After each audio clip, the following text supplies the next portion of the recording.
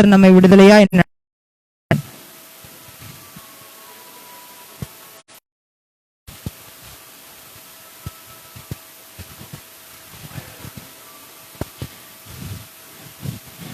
மாறிடார் எம்மானேசரே என்ற பாடலை பாடுவோம்.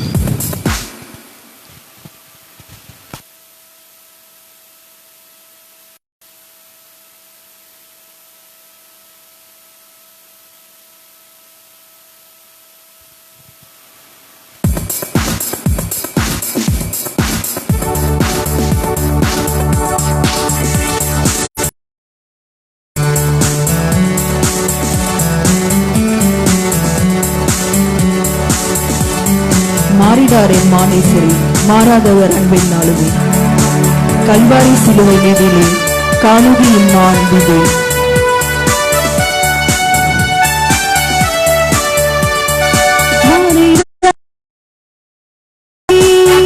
மாறாதவர் அன்பின் நாளுமே, கல்வாரி சிலுவை மீதிலே காணுதி இம்மா அன்பிலே.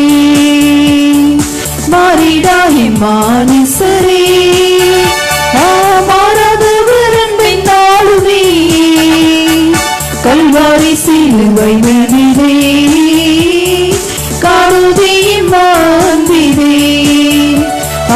இயேசுவின் மகா அன்பிலே அதினாலும் அறியலாகுமோ, இதற்கிணை ஏதும் வேறில்லையே,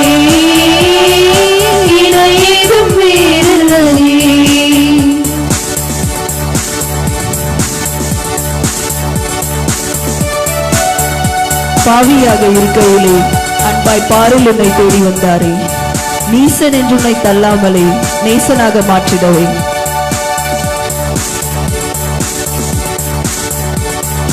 பாவியாக இருக்கையிலே அன்பாய் பாரில் உன்னை தேடி வந்தாரே, நீசன் என்று உன்னை தள்ளாமலே நேசனாக மாற்றிடவே.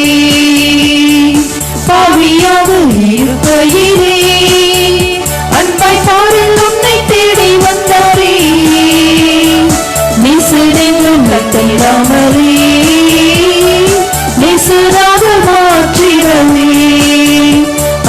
இயேசுவின் மகா அன்பிலே அதினாலும் அறியலாகுமோ, இதற்கிணை ஏதும் வேறில்லையே,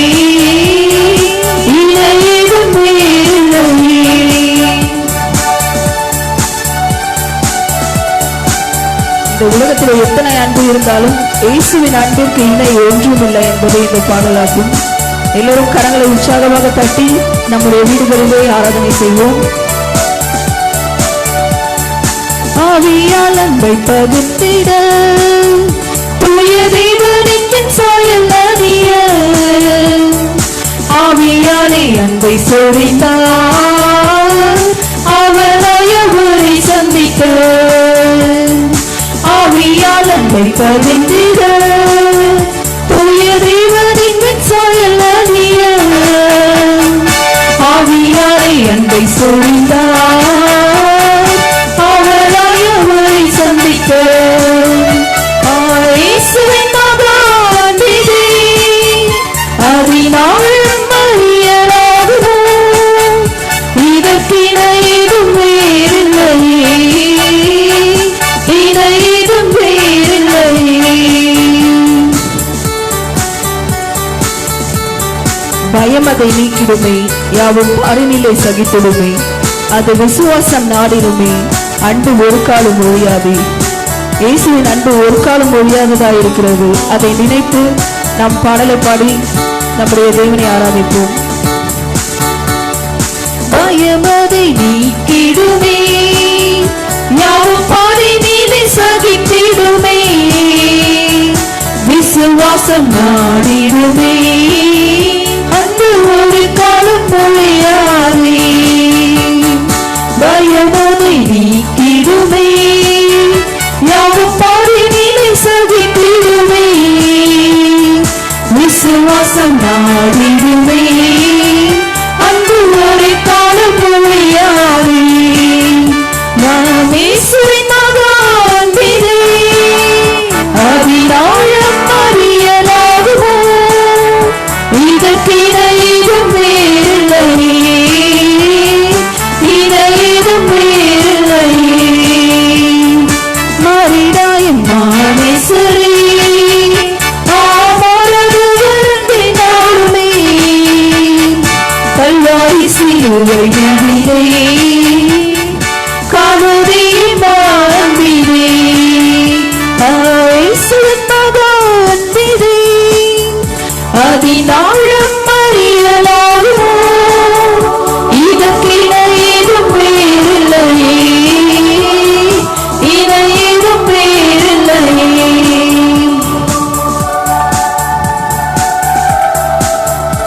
ஹல்லேலூயா. மனதுருகும் தெய்வமே ஏசையா உம்மை மனதார துதிப்பேன் ஸ்தோத்திரிப்பேன் என்ற பாடலை உற்சாகமாய் நம்முடைய கரங்களை தட்டி பரிசுத்த ஆவியினாலே நிறைந்து பாடுவோம்.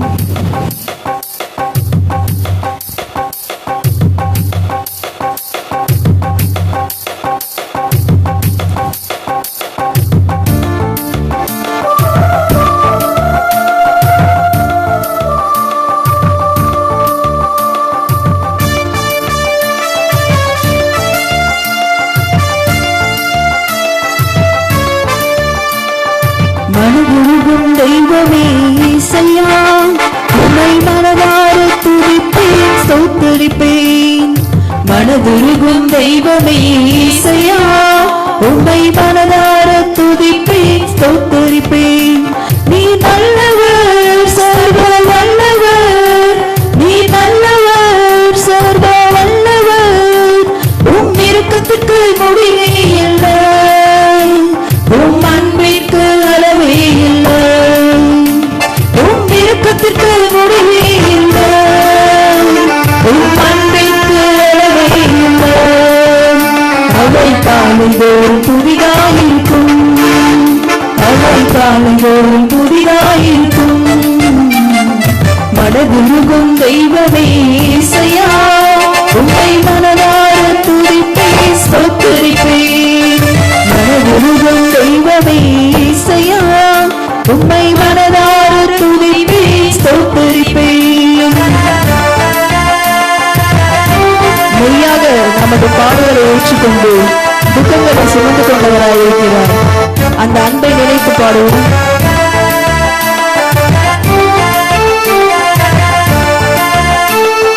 மெய்யாக எங்களது பாடுகளை ஏற்றுக்கொண்டு துக்கங்களை சுமந்து கொண்டீர்.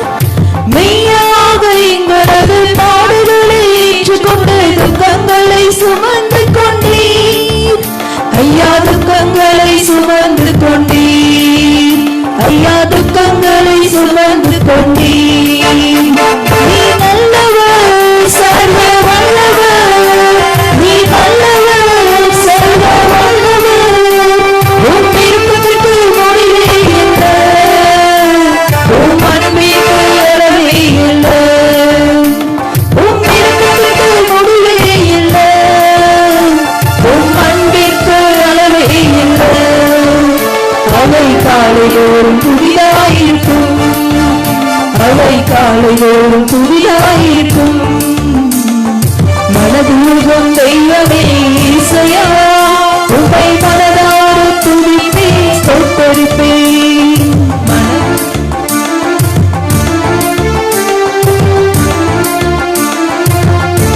தம்மை தேடி வந்த மனிதர்களின் தேவைகளை அறிந்தவராய் தினம் தினம் நம்முடைய வாழ்க்கையில் அற்புதமாய் நம்மை நடத்தி வந்த தேவனை ஸ்தோத்திரிப்போம். தேடி வந்த மனிதர்களின் தேவைகளை அறிந்தவராய் தினம் தினம் அற்புதம் செய்தீர். தேடி வந்த மனிதர்களின் தேவைகளை அறிந்தவராய் தினம் தினம் அற்புதம் செய்தீர்.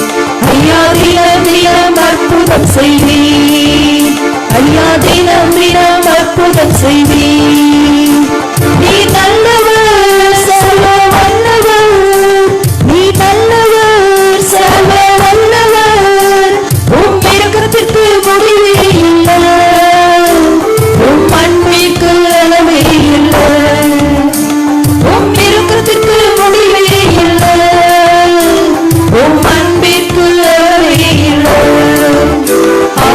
காலையோறும் புதிதாயிருக்கும், அவை காலையோறும் புதிதாயிருக்கும்.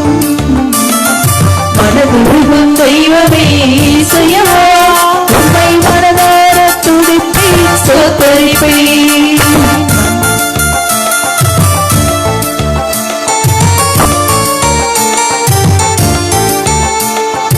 நமக்கு சமாதானம் உண்டு பண்ணும் தண்டனையை அவர்களே ஏற்றுக்கொண்டு நமக்காக சிலுவையில் ரத்தம் சிந்தின இயேசுவை நம்முடைய வீடுகளிலிருந்து அவரை உண்மையான இருதயத்தோடும் கல்வாரி அன்பு நிறைந்த உள்ளத்தோடும் ஆராதனை செய்வோம். எங்களுக்கு சமாதானம் உண்டு பண்ணும் தண்டனையோ உண்மையிலே விழுந்ததையா, எங்களுக்கு சமாதானம் உண்டு பண்ணும் தண்டனையோ உண்மையிலே விழுந்ததையா, ஐயா உண்மையிலே விழுந்ததையா, ஐயா உண்மையிலே விழுந்ததையா. நீ நல்லவர் சர்வ வல்லவர், நீ நல்லவர் சர்வ வல்லவர், உம் இரக்கத்திற்கு முடிவே இல்லை, உம் அன்பிற்கு அளவே இல்லை, உம் இரக்கத்திற்கு முடிவே இல்லை, உம் அன்பிற்கு அளவே இல்லை. அவை காலையோறும் புதிதாயிருக்கும், அவை காலையோறும் புதிதாயிருக்கும். மனதுருகும் தெய்வமே இயேசையா, உம்மை மனதார துதிப்பேன் ஸ்தோத்தரிப்பேன். மனதுருகும் தெய்வமே இயேசையா, மனதார துதிப்பேன் ஸ்தோத்தரிப்பேன்.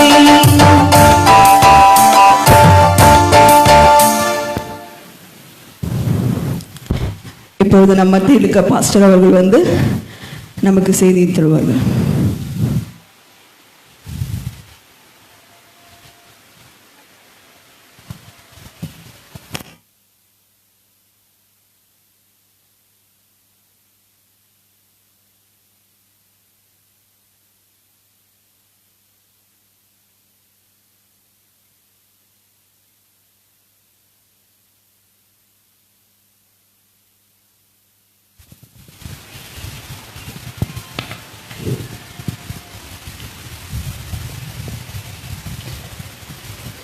ஆண்டவரும் இரட்சகருமாகிய இயேசு கிறிஸ்துவின் இனிய நாமத்தில் இந்த காலை வேளையில் உங்களுக்கு வாழ்த்துக்களை தெரிவித்துக் கொள்கிறேன். I greet you in the name of our Lord Jesus Christ in this morning.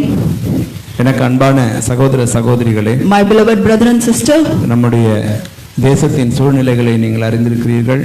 you all know the situation of our country. இந்த கொரோனா என்று சொல்லக்கூடிய இந்த வைரஸானது, this coronavirus இன்றைக்கு பெரிய ஒரு சேதத்தை சென்னை பகுதியில் ஏற்படுத்தி கொண்டிருக்கிறது. is bringing us a very sorrowful situation to our family and our country and our state also. Chennai மெட்ராஸ்ல அதிகமா இருக்கிறது. Especially it is a great impact in Chennai. நீங்கள் யாவரும் இதற்காக ஜெபிக்கும்படி அன்போடு கேட்டுக்கொள்கிறேன். You all please pray for this coronavirus to destroy. கர்த்தருடைய நாமத்துக்கே மகிமை உண்டாகட்டும். Glory to God. நீங்கள் ஜெபிப்பீர்கள் என்று விசுவாசிக்கிறேன். I believe that you all pray for us and our church and our country. கர்த்தர் உங்களோடு இருப்பாராக. God be with you all. இந்த காலை வேளையிலும் In this morning, தேவனுடைய அன்பு எத்தனை பெரியது என்ற தலைப்பில் உங்களோடு பேச போகிறேன். I am going to speak about how great is the love of God. 2 கொரிந்தியரின் புத்தகம் 11ஆம் அதிகாரம் 2-3 வசனங்களை நாம் வாசிக்க கேட்போம். 2 Corinthians chapter 11 verse 2 and 3. நான் உங்களை கற்புள்ள கன்னிகையாக கிறிஸ்து என்னும் ஒரே புருஷனுக்கு ஒப்புக்கொடுக்க நியமித்தபடியால் உங்களுக்காக தேவ வைராக்கியமான வைராக்கியம் கொண்டிருக்கிறேன். ஆகிலும் சர்ப்பமானது தன்னுடைய தந்திரத்தினாலே ஏவாளை வஞ்சித்தது போல உங்கள் மனதும் கிறிஸ்துவை பற்றிய உண்மை நின்று விலகும்படி கெடுக்கப்படுவோம் என்று பயந்திருக்கிறேன். For I feel a divine jealousy for you, since I betrothed you to one husband to present you as a pure virgin to Christ. நம்முடைய ஆண்டவராகிய இயேசு கிறிஸ்து அன்புள்ளவர். Our Lord Jesus Christ is a loved one. அவருடைய அன்புக்கு இரக்கமும் இல்லை, முடிவும் இல்லை. His love has no ending. அவருடைய அன்பை குறித்து தான் இந்த நாளில் நாம் தியானிக்க போகிறோம். Today we are going to meditate about the love of Jesus Christ. ஒருவேளை நாம் இப்படி நினைத்திருக்கலாம், Sometimes we may think like this: ஆண்டவர் என்னை மறந்து விட்டாரோ, Lord has forsaken me, ஆண்டவர் என்னை கைவிட்டு விட்டாரோ, Lord has leave me. இப்படி எல்லாம் நாம் நினைப்பது உண்டு. We may think like this. இல்லை அவருடைய அன்பு ஒரே விதமாகத்தான் இருக்கிறது. No, his love is always the same for us. அப்போஸ்தலனாகிய Pavul Apostle Paul says like this: ஆதியாகமத்தின் 2ஆம் அதிகாரம் 3ஆம் அதிகாரத்தை வைத்து தான் இந்த நிருபங்கள் அனைத்தையும் அவர் எழுதியிருக்கிறார். In Genesis chapter 2 and verse 3.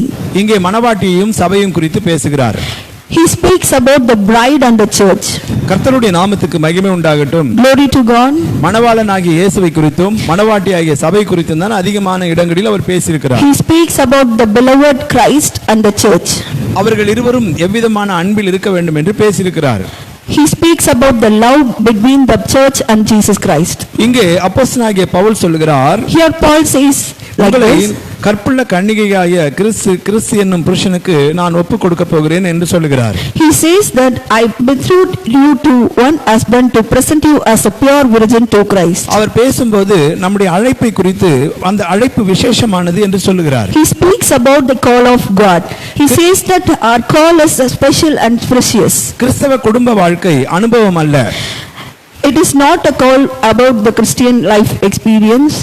கிறிஸ்தவ வாழ்க்கை கிருபை பெற்று அல்லது அதிலே திருப்தி அடைகிற ஒரு அனுபவமும் அல்ல. It is not to experience the grace of God in Christian life and Christian family. நம்முடைய அழைப்பை குறித்து பவுல் மிக தெளிவாக பேசியிருக்கிறார். He says clearly about the call of God. அவர் சொல்லுகிறார், He says, புதிய ஏற்பாட்டு சபையில் கர்த்தர் ஒரு ஊழியத்தை கொடுத்திருக்கிறார். He says that Jesus gave us a glorious ministry during New Testament period. அந்த ஊழியமானது மிகவும் மகிமையானது என்று சொல்லுகிறார். He says that it is a glorious ministry. அந்த ஊழியத்தில் In that ministry, ஆராதனை, we have worship, பிரசங்கம், we have messages. அது முக்கியமல்ல. It is not important of worshiping and giving message. அந்த ஊழியத்தின் நோக்கமே The main aim of the ministry ஜனங்களை is மணவாட்டியாக மாற்றி பரலோகத்தில் கொண்டு போய் சேர்ப்பது. it is a ministry of preparing a believer as a bride to meet the God. இந்த மணவாட்டியை தான் தேவன் தெரிந்து கொண்டார். God has chosen this church as his bride. அதை தான் பவுல் சொல்கிறான், கற்புள்ள கன்னிகையாக நான் ஒப்பு கொடுக்க போகிறேன். So that here Paul says, I will hand over this church as a virgin at the end. அதுதான் புதிய ஏற்பாட்டு சபை. This is the New Testament church. இந்த ஊழியத்தில் 3 பேர் செயல்படுகிறார்கள். There are 3 active people in this ministry. ஒன்று நம்முடைய கர்த்தராகிய இயேசு கிறிஸ்து, First one is our Jesus Christ, இரண்டாவது சபை, then the believers of a church, மூன்றாவது போதகர்கள். then the servants of God. அவர்களிடத்திலே ஒரு பெரிய பொறுப்பை கர்த்தர் கொடுத்திருக்கிறார். He gave a big ministry to all the believers and the servants of God. அதனால தான் அப்போஸ்தலனாகிய பவுல் இப்படி பேசுகிறார். That's why Paul says like this: எங்கள் பிரசங்கம் ஆறுதல் எழுப்புதல் மட்டுமல்ல, our words are not only to comfort you, எங்கள் பிரசங்கம் தேவனுடைய வருகைக்கு ஜனங்களை ஆயத்தப்படுத்துகிற பிரசங்கம். our words are molding you to prepare and meet our Lord Jesus Christ at the end. எங்கள் பிரசங்கம் விசுவாசம் நிறைந்த பிரசங்கம். Our words are faithful words. எங்கள் பிரசங்கம் பரிசுத்தப்படுத்தும் பிரசங்கம். Our words will make you pure and holy. என்று இவ்விதமாக இந்த ஊழியத்தின் மகிமையான காரியத்தை குறித்து செயல்படுத்திக் கொண்டிருக்கிறார். He says about the glorious ministry of Jesus Christ. ஆண்டவருடைய நாமத்துக்கு மகிமை உண்டாகட்டும். Glory to God. அவரிடத்தில் ஆண்டவர் ஒரு பெரிய பொறுப்பை கொடுத்துள்ளதாகவும், Paul says that God has given him a very great ministry to him. அந்த பெரிய பொறுப்பு என்னவென்றால், What is the great ministry to him? ஜனங்களை He want to make the believers மணவாட்டியாக மாற்றி as a bride தேவனிடத்திலே கற்புள்ளவர்களாய் நிறுத்துவதே, and hand over his church as a pure virgin at the end. இந்த ஊழியத்தை செய்வதற்கு மனிதர்களுக்கு அன்பு வேண்டும். To do this ministry, the believers and the servants of God should have love before God. ஆண்டவருடைய நாமத்துக்கு மகிமை உண்டாகட்டும். Glory to God. அன்பு இல்லாமல் இந்த ஊழியத்தை யாராலும் செய்ய Without love, முடியாது. we can't do the ministry of Jesus Christ. ஏனென்றால் ஆண்டவராகிய இயேசு கிறிஸ்துவின் அன்பு ஜீவனை கொடுத்த அன்பு என்று எழுதப்பட்டிருக்கிறது. Because the love of God gave us his own life to the believers of church. நான் இந்த வேத வசனத்தை ஆழமாய் கொஞ்சம் தியானித்துக் கொண்டிருந்தேன். While I was meditating the verse of Jesus Christ, இதிலே மீண்டும் ஒரு முறை அந்த வசனத்தை நாம் வாசிக்க கேட்க போகிறோம். Let us read again. புத்தகம் 11ஆம் அதிகாரம் 2-3 வசனங்கள். நான் உங்களை கற்புள்ள கன்னிகையாக கிறிஸ்து என்னும் ஒரே புருஷனுக்கு ஒப்புக்கொடுக்க நியமித்தபடியால் உங்களுக்காக தேவ வைராக்கியமான வைராக்கியம் கொண்டிருக்கிறேன். ஆகிலும் சர்ப்பமானது தன்னுடைய தந்திரத்தினால ஏவாளை வஞ்சித்தது போல உங்கள் மனதும் கிறிஸ்துவை பற்றிய உண்மை நின்று விலகும்படி கெடுக்கப்படுமோவென்று பயந்திருக்கிறேன். But I am afraid that as the serpent deceived Eve by his cunning, your thought will lead by astray from be a sincere and pure devotion to Christ. கர்த்தருடைய நாமத்துக்கு மகிமை உண்டாகட்டும். Glory to God. நான் இதில் 3வது வசனத்தை எடுத்துக்கொள்ளப் போகிறேன். We are going to meditate the verse 3. இந்த 3ஆம் வசனத்தில் ஏதேன் தோட்டத்தில் நடந்த ஒரு சம்பவத்தை பவுல் குறிப்பிடுகிறார். Paul says an incident that happened in Eden in the 3rd verse. ஆண்டவருடைய நாமத்துக்கு மகிமை உண்டாகட்டும். Glory to God. மணவாளன் வரப்போகிறார். The beloved Christ is going to come. மணவாளன் வருகைக்காக சபையாக நாம் எல்லாரும் ஆயத்தப்பட்டுக் கொண்டிருக்கிறோம். We are waiting to see the Christ on the sky. ஆனால் இந்த சபையை கெடுப்பதற்கு சாத்தான் சதி திட்டங்களை தீட்டிக் கொண்டிருக்கிறான். But Satan is doing his cunning things to கர்த்தருடைய பரிசுத்த நாமத்துக்கு மகிமை உண்டாகட்டும். Glory to God. இந்த ஏதேன் தோட்டத்தில் நடந்த சம்பவம் என்ன? What is that happened in Eden? Eden தோட்டத்திலே ஆதாம் ஏவாளை தேவன் இணைத்தார். God joined both Adam and Eve as children of God. எதற்காக இணைத்தார்? Why he joined them தேவ சந்ததியை பெறும்படியாக, to reproduce the God's generation. மல்கியா 2:15 சொல்லுகிறது, In Malachi 2:15, அவர் ஒருவனை அல்லவா படைத்தார். he created a man. அந்த ஒருவனை ஏன் படைத்தார்? Why he created a single man? தேவ சந்ததியை பெறும்படிதானே. To reproduce the God's generation. தேவ நோக்கம் தேவ சந்ததியை உருவாக்க வேண்டும் என்றுதான். God's aim is to reproduce the God's generation. அதனாலதான் ஆதாமையும் ஏவாளையும் தேவன் படைக்கிறாரு. That is why he created Adam and Eve in the ஆனால் Eden. பிசாசுக்கு இது பிடிக்கவில்லை. But Satan don't like this. பிசாசு தேவ திட்டத்தை உடைத்து விட்டான். He always doing his cunning things to break the பிசாசு aim தேவ of திட்டத்தை God. நசுக்கி விட்டான். He is always trying to break the aim of God. அதை போலதான் இந்த நாட்களிலும் பிசாசு நம்மை தேவனை விட்டு பிரிக்க பார்க்கிறான். Same like that he is trying to separate us from doing God's will and even God too. இவ்விதமான பிரச்சனைகள் ஏற்படுவதற்கான காரணம் தேவனை விட்டு பிரிந்து செல்வதற்காக. Why he is doing like these things? தேவனுடைய ஐக்கியத்தை விட்டு விடுவதற்காக. The church should not meet the Lord Jesus Christ again. ஜெபிப்பதை நிறுத்தி விடுவதற்காக. He wants to stop, he tries to stop the prayers of the believers. தேவனை துதிக்காமல் இருப்பதற்காக. He is trying to stop worshiping God. கர்த்தருடைய நாமத்துக்கு மகிமை உண்டாகட்டும். Glory to God. ஆனால் ஆண்டவராகிய தேவன் என்ன செய்தார் தெரியுமா? But what God did, you know? ஆதாமுக்குள்ளும் ஏவாளுக்குள்ளும் நிறைவேற்ற முடியாத அந்த கிரியையை So Adam was not able to finish the work given to him at Eden. கர்த்தராகிய இயேசு கிறிஸ்து இந்த பூமிக்கு கடந்து வந்து Jesus came to the world before 2000 years. அவர் மூலமாக ஒரு சந்ததியை உருவாக்கி He generated a new generation for Christ. 2000 ஆண்டுகளாக அந்த சந்ததியை அவர் நடத்தி கொண்டு He வருகிறார். was doing that for more than 2000 years. முதலாம் ஆதாமால் நிறைவேற்ற முடியாத காரியத்தை Adam, the first Adam in Eden, was not able to finish the work given to him. இரண்டாம் ஆதாமின் மூலமாக அந்த காரியங்கள் நிறைவேறிக் கொண்டிருக்கிறது. But the New Testament Adam or Jesus Christ did that. இதையும் இப்பொழுது பிசாசு தடுத்துக் கொண்டிருக்கிறான். But the cunning Satan is not sitting simply for 2000 years. இதற்குள்ளேயும் நுழைந்து விட்டான். He is doing all his cunning works to separate the children of God from Jesus Christ. திட்டங்களை தீட்டிக் கொண்டிருக்கிறான். He is trying to separate us from Jesus Christ. சபை ஆராதனை, He is trying to stop worshiping God. ஜெபம், He is trying to stop praying. இவையெல்லாம் தடுத்துக் கொண்டிருக்கிறான். He is stopping all the Christ things in us. இதுதான் அவனுடைய தந்திரம். It is his cunningness of இதுதான் Satan. அவனுடைய தந்திரமான செயல். It is the cunningness of Satan. இந்த 3ஆம் வசனத்திலே In the verse 3, அப்போஸ்தலனாகிய பவுல் பேசுகிறார். Paul says like this, ஏவாள் வஞ்சிக்கப்பட்டாள். Eve was deceived. ஏவாள் என்றால் என்ன இப்பொழுது? Who is Eve? ஏவாள் என்றால் சபை என்ற அர்த்தம். Eve is a church. மணவாளன் என்றால் இயேசு கிறிஸ்து என்ற அர்த்தம். Beloved Christ is our இயேசு கிறிஸ்து என்ற அர்த்தம். husband. அதையே தான் ஆதாம் என்று சொல்லுகிறார்கள். Adam here the church was Eve and the Christ is Adam. கர்த்தருடைய நாமத்துக்கு மகிமை உண்டாகட்டும். Glory to God. 1 தீமோத்தேயு 2:14 இந்த வசனத்தை நாம் பார்க்க In போகிறோம். 1 Timothy chapter 2 verse 14 says, வாசிக்க கேட்கலாம். let us read it. Adam was not deceived, it was the woman who was deceived and became a sinner.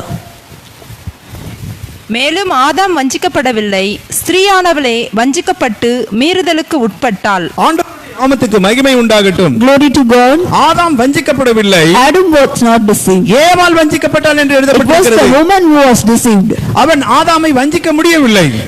The Satan was not able to deceive Adam ஆதாம் தேவ சாயலிலே காணப்பட்டான். because the Adam is a Christ. அதனால பிசாசு அவனை வஞ்சிக்க முடியல. Because Satan was not able to deceive Adam, ஆனால் ஏவாளை வஞ்சித்து விட்டான் என்று but எழுதப்பட்டிருக்கிறது. he deceived Eve.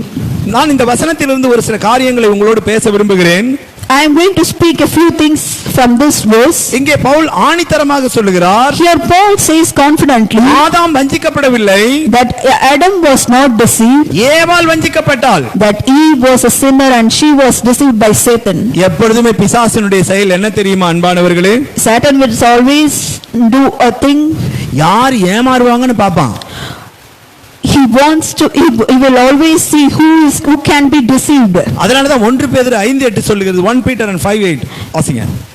1 பேதுரு 5:8 சொல்லுகிறது, தெளிந்த புத்தியுள்ளவர்களாய் இருங்கள், விழித்திருங்கள், ஏனெனில் உங்கள் எதிராளியாகிய பிசாசானவன் கெர்ச்சிக்கிற சிங்கம் போல் எவனை விழுங்கலாமோ என்று வகை தேடி சுற்றித் திரிகிறான். கர்த்தருடைய நாமத்துக்கு மகிமை உண்டாகட்டும். Glory to God. பிசாசு எவனை விழுங்கலாமோ என்று வகை தேடி சுற்றித் திரிகிறான். He is clearly seeing and waiting to deceive the children of God. இங்கே கவனியுங்கள், Please listen here. இருவரும் கனியை புசித்தார்கள், They both were eating the fruit. இருவரும் துரத்தப்பட்டார்கள், They both were chased out. இருவருக்கும் தண்டனை கிடைத்தது, They both were punished. இருவரும் ஆசீர்வாதத்தை இழந்தார்கள். They both failed to receive blessing of God. ஆனால் பவுல் இங்கே என்ன குறிப்பிடுகிறார் என்றால், But why Paul says so confidently Adam வஞ்சிக்கப்படவில்லை, that Adam was not deceived, ஏவாள் தான் வஞ்சிக்கப்பட்டாள் என்று. that Eve was deceived and became a sinner? ஏன் ஏவாள் வஞ்சிக்கப்பட்டாள் என்றால், Why Eve was deceived? ஏவாள் என்பது ரட்சிக்கப்பட்ட ஜனத்தை காண்பிக்கிறது. Eve is resembling the church of God. இயேசு கிறிஸ்துவால் மீட்கப்பட்ட ஜனங்களை காண்பிக்கிறது. Eve is resembling the salvated people of God. தேவனுடைய வருகைக்கு ஆயத்தப்படுகிற ஒரு கூட்டத்தை காண்பிக்கப்படுகிறது. The church resembles, and the church is preparing to meet God, our Lord Jesus Christ, at the end. அதனால தான் சபையை கெடுக்கிறதுக்கு தான் பிசாசு இன்னைக்கு பிரச்சனையை உண்டாக்கி கொண்டிருக்கிறான். He is always against the believers who are preparing and ready to meet our Lord Jesus Christ. கர்த்தருடைய நாமத்துக்கு மகிமை உண்டாகட்டும். Glory to God.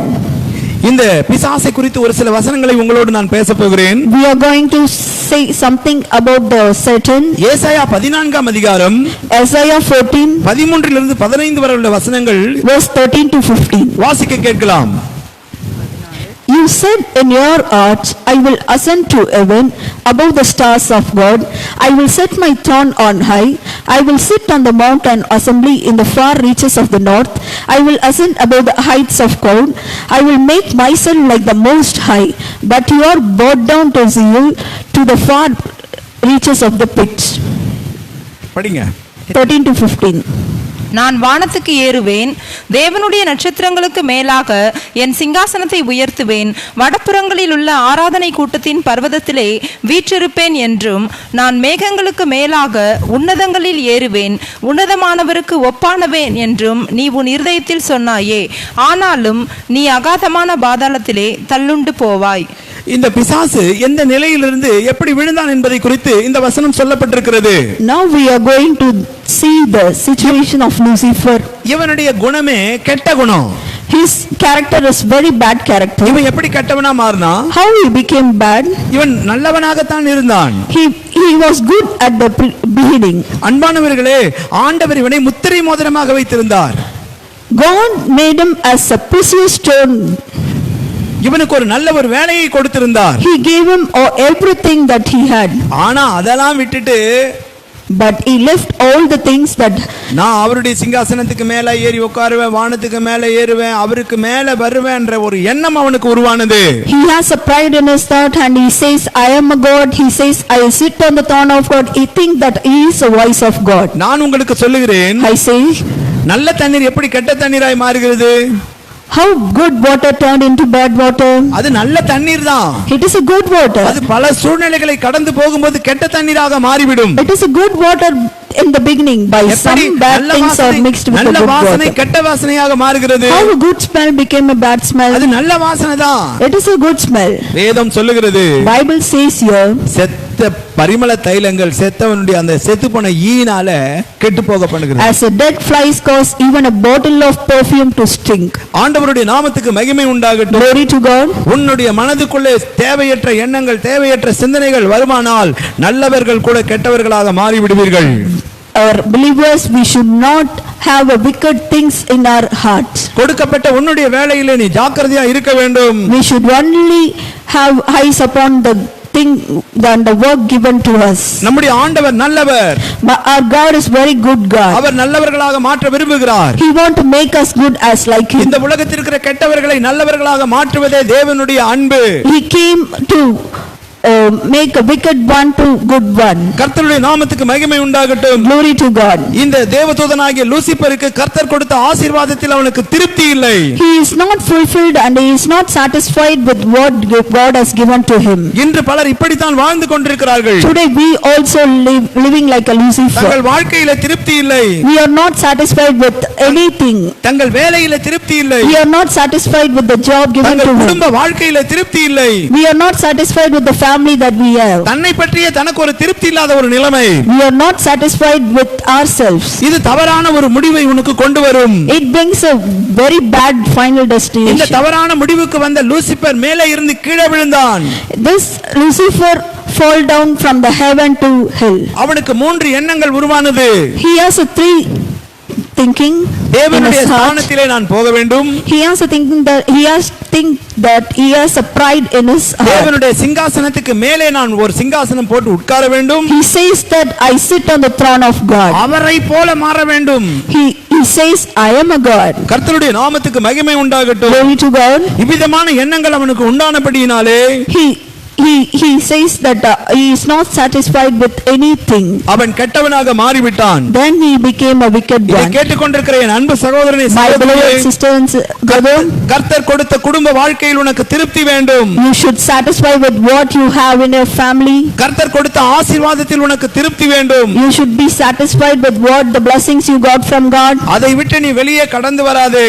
You should not come out from that. நம்முடைய ஆண்டவராகிய இயேசு கிறிஸ்துவை போல திருப்திப்படுத்துகிறவர்கள் இந்த உலகத்தில் யாரும் There இல்லை. is no one to satisfy like our Lord Jesus Christ. அவன் இருக்கிற ஸ்தானத்தை விட்டு கீழே விழுந்து விட்டான். He fall from the heaven. எப்பொழுதுமே அவனுடைய கண்கள் விழுந்த இடத்தின் மேலேயே இருந்தது. ஆண்டவர் அதை யாருக்கு கொடுப்பார் பார்க்கலாம். He was watching closely who would get the throne. கர்த்தருடைய நாமத்துக்கு மகிமை உண்டாகட்டும். Glory to God. இன்று புதிய ஏற்பாட்டின் சபையிலே Today a New Testament church, ஆண்டவராகிய இயேசு கிறிஸ்து மூலமாய் அவருடைய சந்ததிக்கு அந்த சிங்காசனம் கொடுக்கப்பட்டிருக்கிறது. that Lord or Jesus Christ gave his throne to the church of New Testament. மரித்தவர்களாய் இருந்த உங்களை எழுப்பி அவரோடு கூட சிங்காசனத்தில் உட்கார வைத்திருக்கிறார். He has given his throne to us, the believers of church. ஒரு காலத்தில் நம்முடைய வாழ்க்கையும் திருப்தி இல்லாமல் இருந்தது. Before that we are not satisfied with our life. நாமும் இந்த நிலையில் தான் இருந்தோம். We are at the same situation of Lucifer. நாமும் விழுந்து கிடந்தோம். We also fall down from the we also felt that we are falling down. அந்த தேவனுடைய அன்பு நம்மேல் வந்தபடியினாலே When the Lord Jesus Christ came to this world, அவர் நம்மை தூக்கி எடுத்து அவருடைய சந்ததியாய் மாற்றி இப்ப கிறிஸ்துவுக்குள்ளாக ஒரு புதிய வாழ்க்கையை நமக்கு கொடுத்திருக்கிறார். as I said, he hold our right hand and gave a new life to us. கர்த்தருடைய நாமத்துக்கு மகிமை உண்டாகட்டும். Glory to God. அதனால தான் சொன்னேன், ஆதாமை ஏமாற்ற முடியாது. So I said that Adam was not deceived by Satan. ஆதாம் தேவ சாயலை அணிந்திருந்தார். Because he resembles the Jesus Christ. ஆனால் ஏவாளை அவன் ஏமாற்றி விட்டான். But he was deceived by Satan. நான் முன்பாக உங்களுக்கு சொன்னேன், Before I said, ஆதாம் இயேசு கிறிஸ்துவுக்கு ஒப்பனையாக இருக்கிறார். Adam resembles the Christ. ஏவாள் இந்த கடைசி காலத்தின் சபையாக இருக்கிறார். He resembles the church of கர்த்தருடைய நாமத்துக்கு மகிமை உண்டாகட்டும். Glory to God. ஒரு குடும்பத்தின் ஆசீர்வாதம் ஒரு பெண்ணிடத்தில் இருக்கிறது. The blessing of a family depends on the woman in the family. அந்த குடும்பத்தில் பெண் சரியில்லை என்று சொன்னால் அந்த குடும்பம் சீர்கெட்டு போகும். If a woman in the family is not good, the total family will be not good. ஏனென்றால் சந்ததியை உருவாக்குகிறவள் பெண் தானே.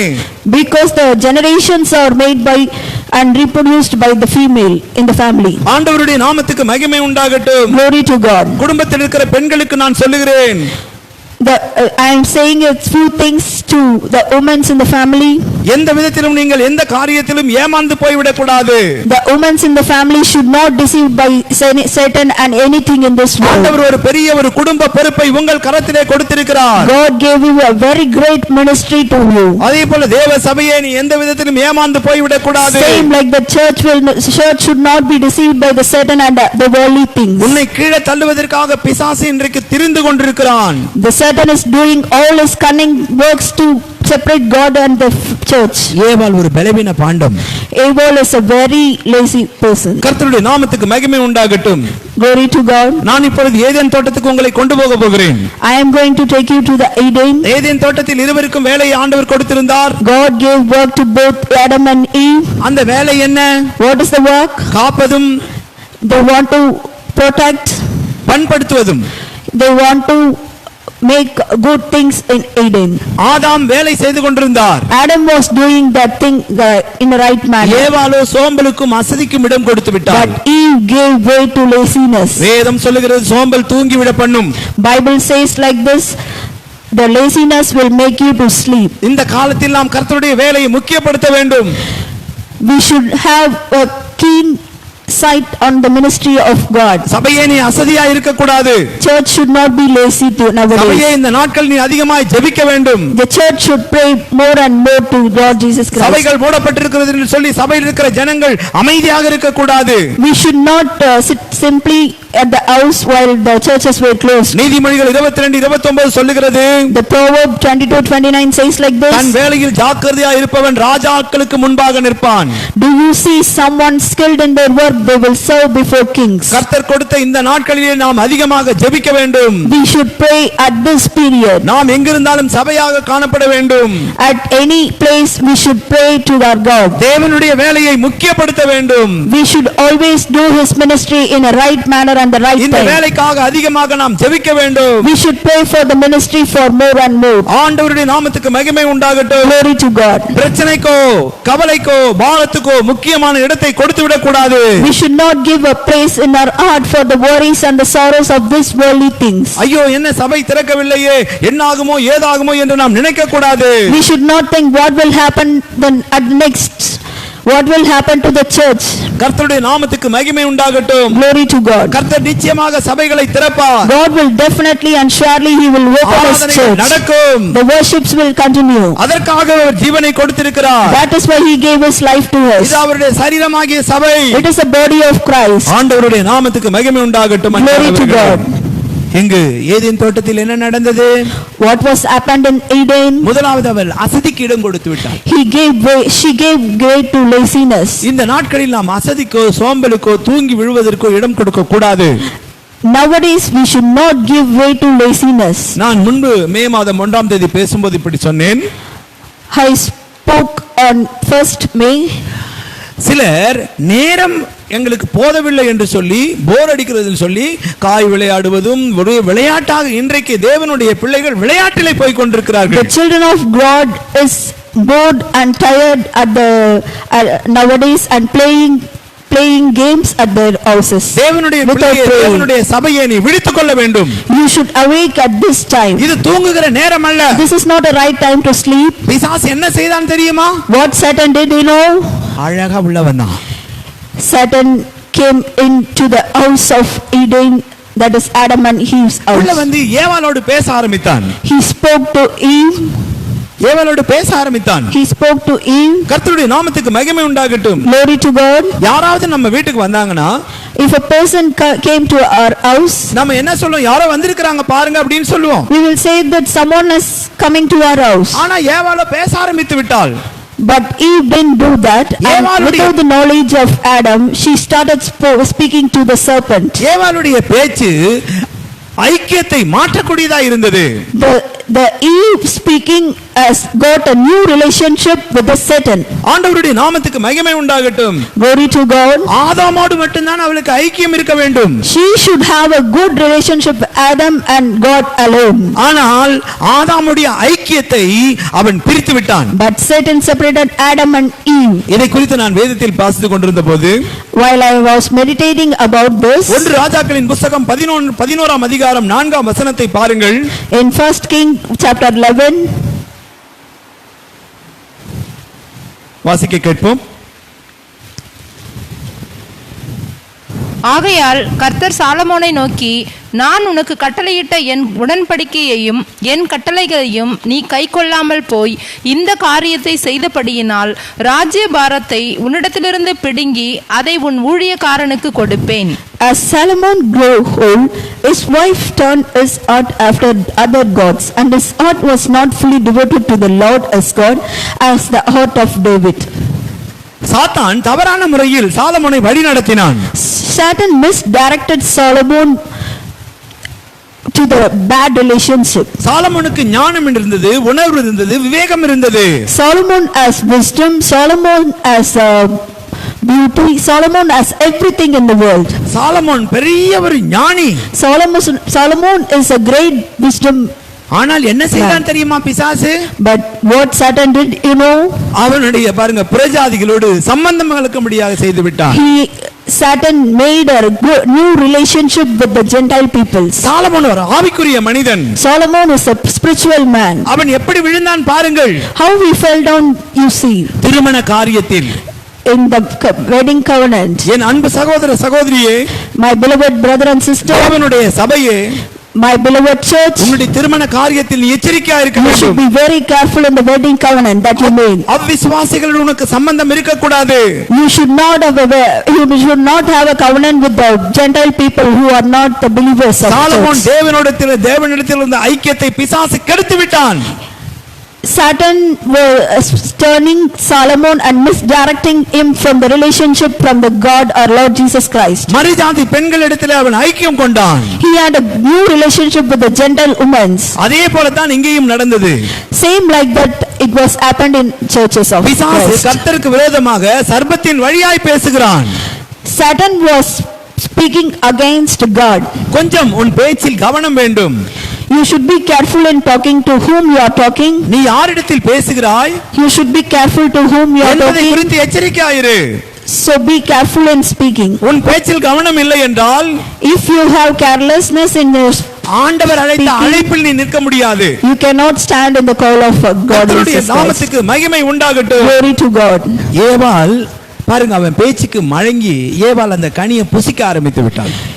He heard the speech of serpent and disobeyed to God and accepted the fruit to eat as a food.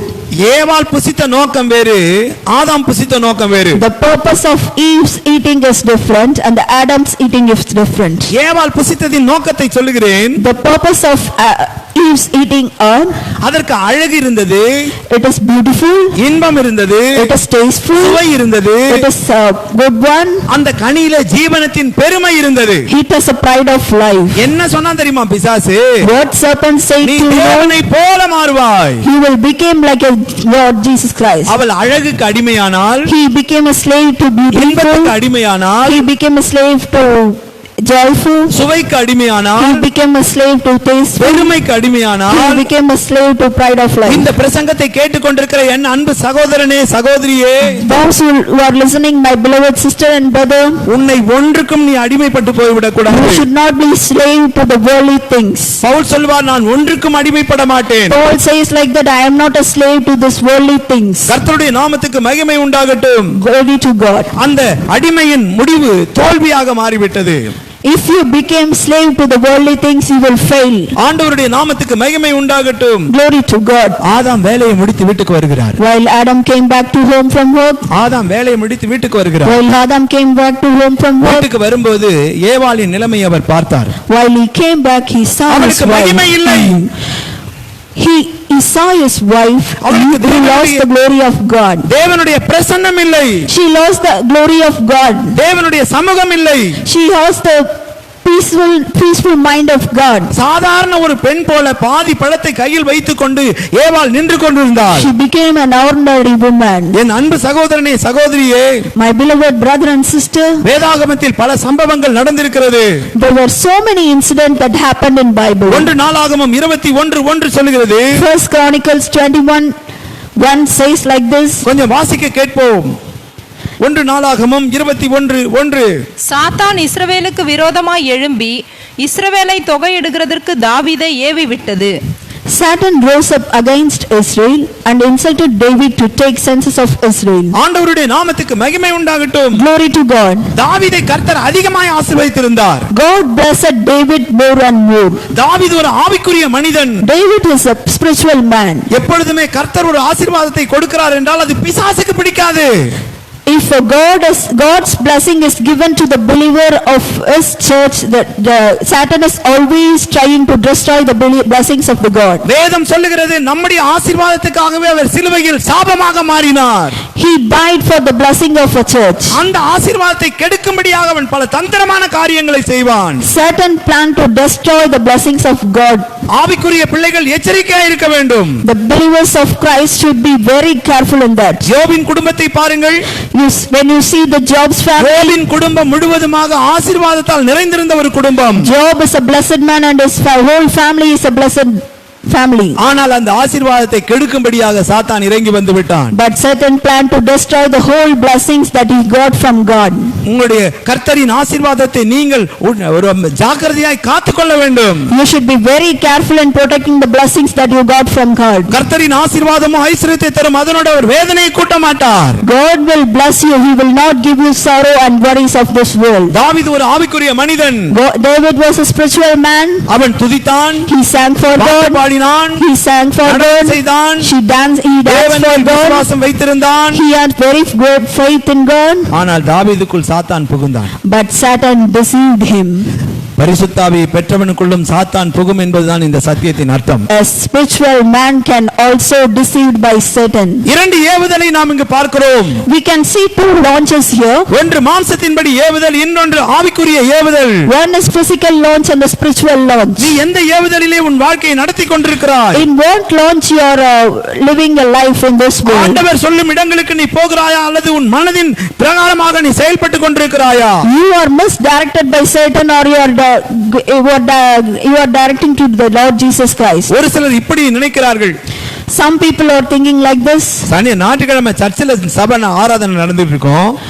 While the Sunday service is going on, ஒரு சிலர் பாத்தீங்கன்னா மலையில போய் ஜெபம் பண்ணுவாங்க. Some people will go to mountain for prayers and worship. ஏபா இப்படி பண்றீங்கன்னு கேட்டா, if we ask why are you doing like this, அவங்க சொல்றாங்க, they are saying கர்த்தர் காலையில என்ன ஏவுதல் கொடுத்தாரு. God launched and God knew like this only. நீ சர்ச்சுக்கு போகாத. You don't go to church. நீ போய் மலை மேல ஜெபம் பண்ணு. You go to mountain and pray for me.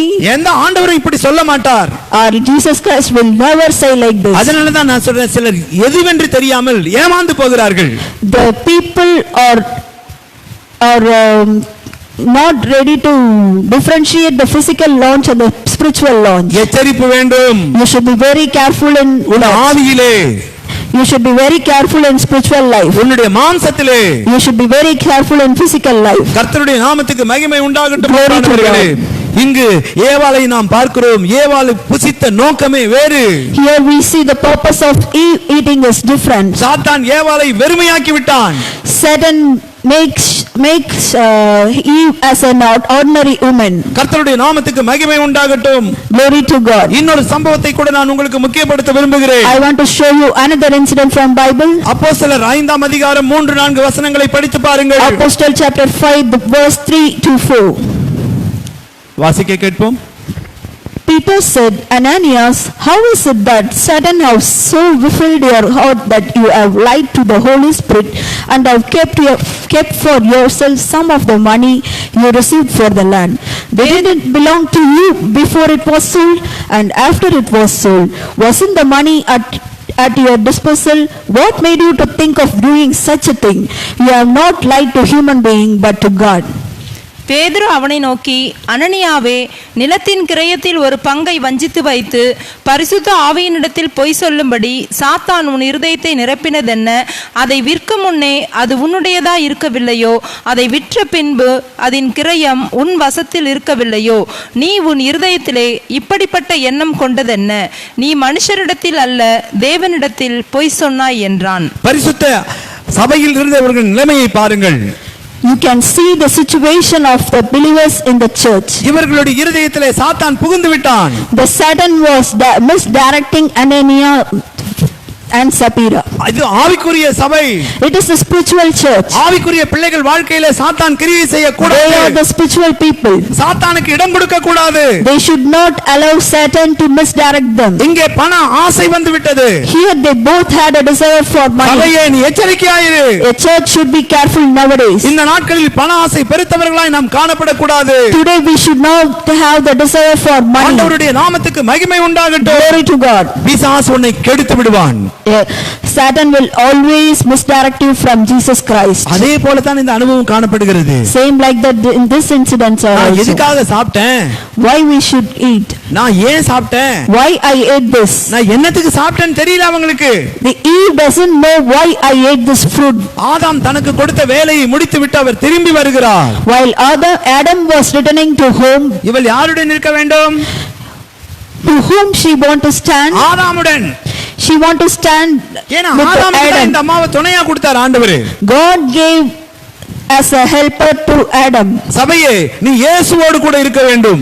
You should stand behind the Christ of நீ Jesus Christ. புறஜாதிகளிடத்தில் சம்பந்தம் வைத்து விடக் கூடாது. You should not have a relationship with Gentile people. நீ ஆசீர்வாதத்தை தவறாய் பயன்படுத்தி விடக் கூடாது. You should not do the wrong things by the நீ blessings பொய்யான of God. வாழ்க்கை வாழ்ந்து விடக் கூடாது. You should not live a fake life. நீ துருபதேசத்தில் இருந்து விடக் கூடாது. You should not be counterfeiting. நீ கள்ள தீர்க்கதரிசிகளை நம்பி விடக் கூடாது. You should not believe false prophecy. நீ மேட்டுமை சிந்தையாய் செயல்படக்கூடாது. You should not be proud of yourselves. பிசாசு எப்பொழுதுமே புகழ்ச்சியின் உச்சிக்கு உன்னை அழைத்து செல்வான். He will always bring you to the proud of mountain. கர்த்தருடைய நாமத்துக்கு மகிமை உண்டாகட்டும். Glory to God. அங்கிருந்து உன்னை கீழே தள்ளிடுவான்.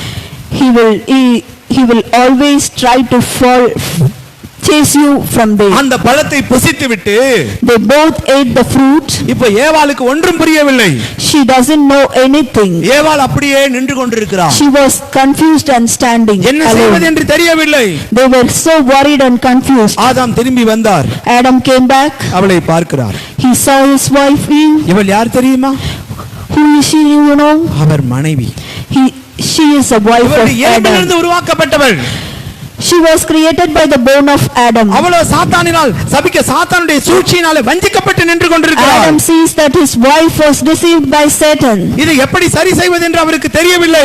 Adam was so worried and confused to see her status. நான் இங்கு ஒரு வசனத்தை குறிப்பிட விரும்புகிறேன். Here I want to tell you a verse. உங்கள் குடும்ப வாழ்க்கைக்குள்ளே நான் நுழைய விரும்புகிறேன். I want to speak something about your family. ஆதியாகமத்தின் புத்தகம் 2ஆம் அதிகாரம் 22 இலிருந்து நீங்கள் வாசிக்க வேண்டும்.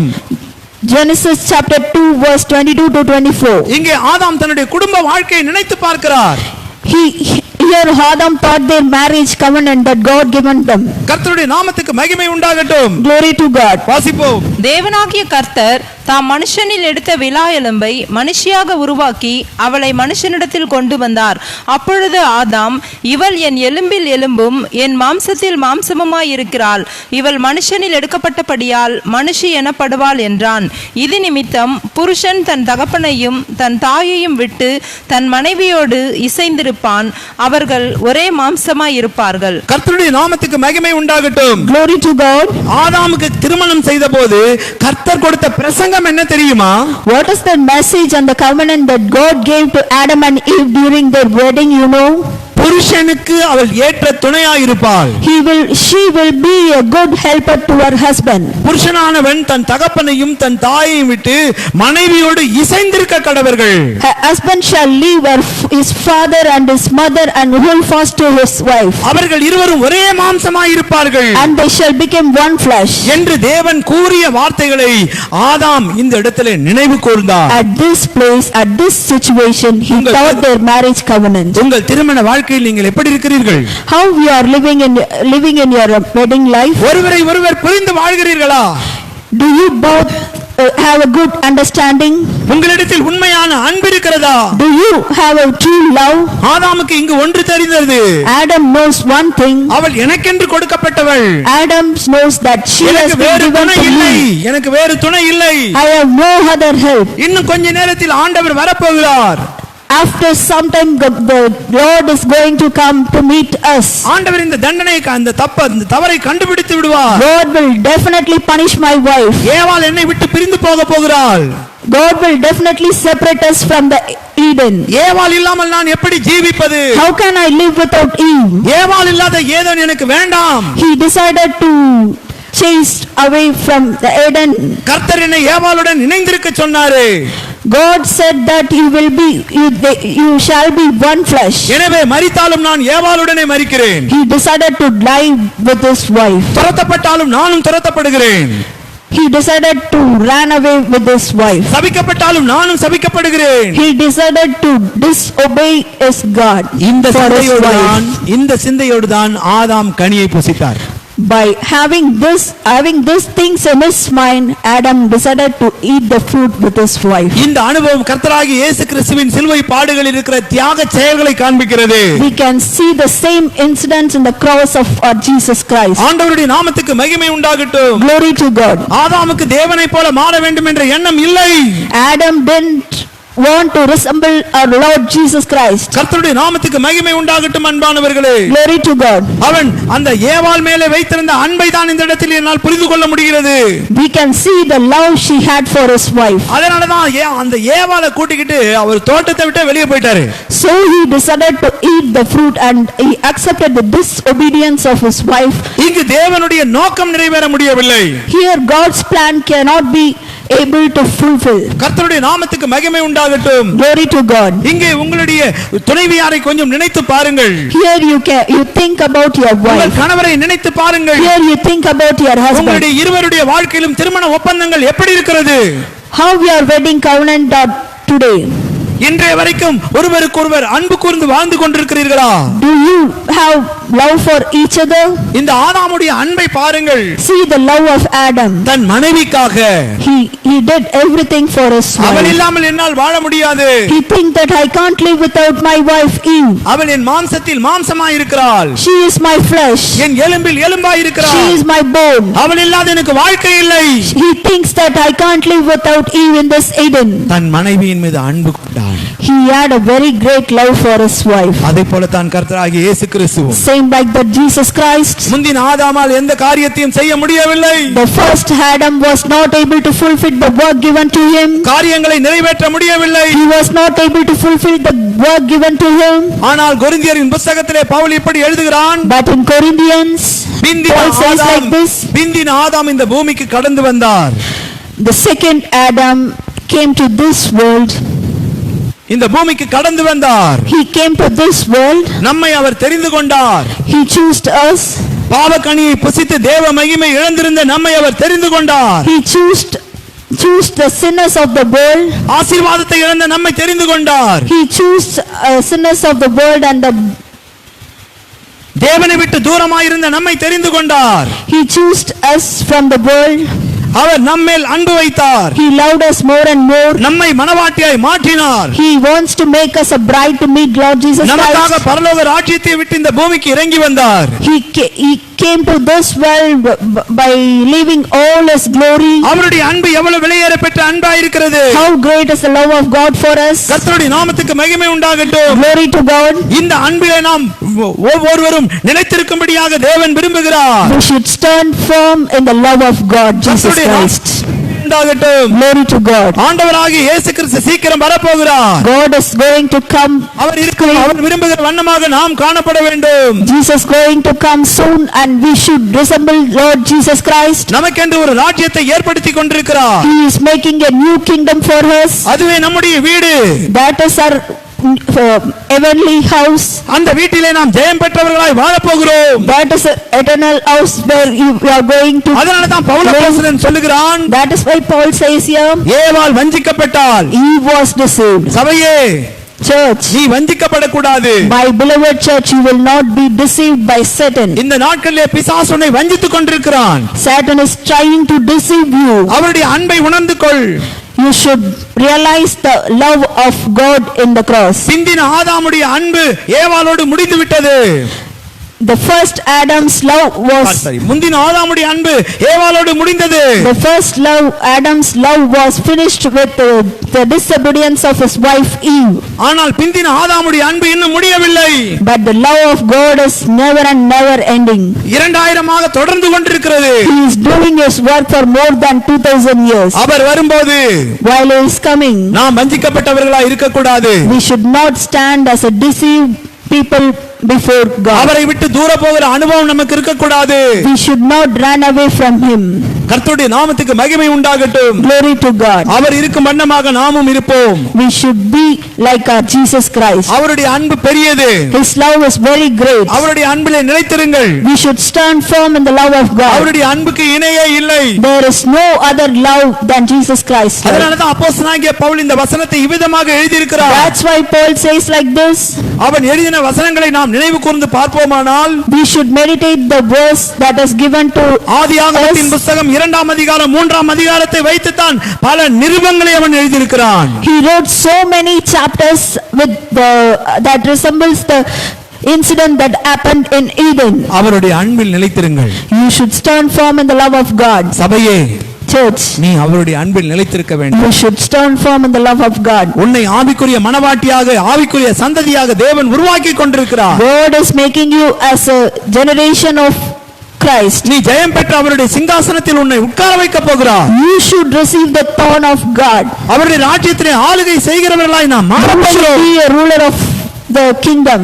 ஏவாள் இழந்தது போல நாம் இழந்து போக கூடாது. We should not deceive like Eve was deceived. கர்த்தருடைய நாமத்துக்கு மகிமை உண்டாகட்டும்.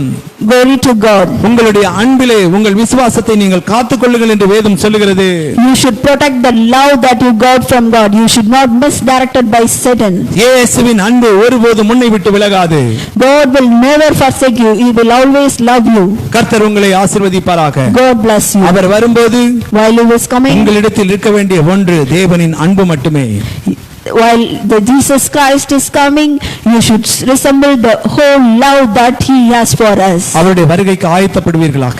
Be ready and prepare to meet our Lord Jesus அவருடைய Christ. அன்பை விட்டு பிரிக்கிற ஒரு காரியமாகிலும் இந்த நாட்களில் உனக்கு நடக்கக்கூடாது. You should not be misdirected by Satan and separated from Lord Jesus ஆதாமை Christ. விட்டு பிரிந்து போகவே கூடாது.